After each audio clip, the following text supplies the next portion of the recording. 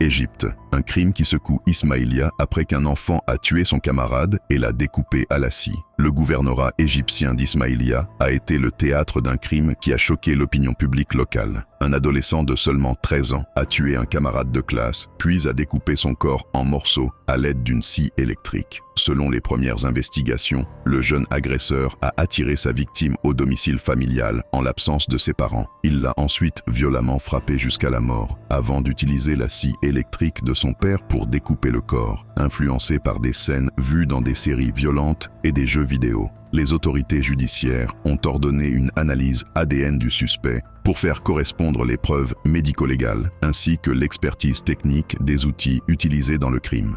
Aveu choquant. Lors des interrogatoires, l'enfant a livré des aveux détaillés et troublants. Il a déclaré avoir décidé de tuer son camarade après une dispute verbale à l'école. Il a expliqué avoir vu dans un film étranger une scène de meurtre particulièrement violente et avoir voulu la reproduire de la même manière. Il a précisé qu'il avait attiré la victime dans le quartier de la Nouvelle Gare à Ismaïlia, l'avait frappée à la tête avec un bâton en bois jusqu'à ce qu'elle s'effondre et meure.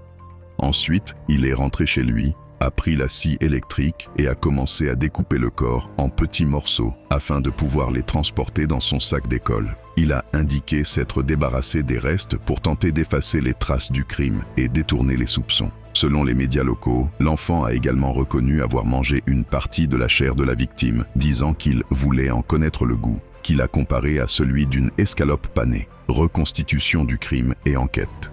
Les autorités ont conduit l'enfant sur les lieux pour la reconstitution du crime, sous haute sécurité, où il a rejoué les différentes étapes, l'appât, l'agression, le meurtre et la dissimulation du corps.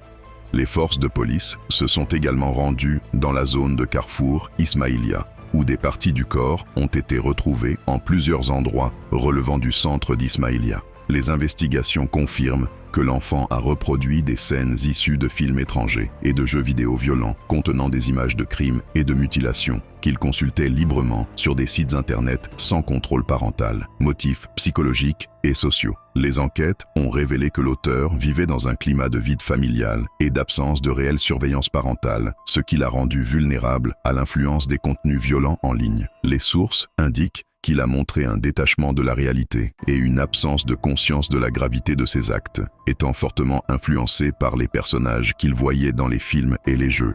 Les investigations précisent qu'il cherchait à imiter une scène précise d'un film récemment visionné sur un site étranger, par simple expérimentation, sans conscience des conséquences morales ou juridiques. Réaction et colère de la société.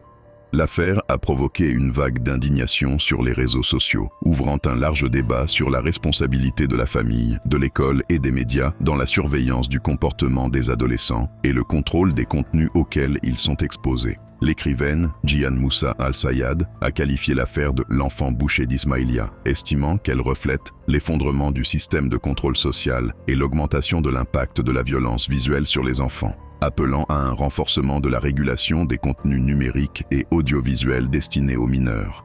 De son côté, le parquet général égyptien a ordonné la poursuite urgente des investigations, la réalisation d'une expertise psychologique complète du suspect pour évaluer son discernement et sa santé mentale, ainsi qu'une analyse approfondie de ses appareils électroniques, afin d'identifier les contenus qui l'ont influencé avant le crime. Le ministère de l'Éducation devrait publier un communiqué officiel dans les prochains jours pour revoir les mesures éducatives dans les écoles et renforcer le rôle de l'accompagnement psychologique et social des élèves exposés aux contenus violents.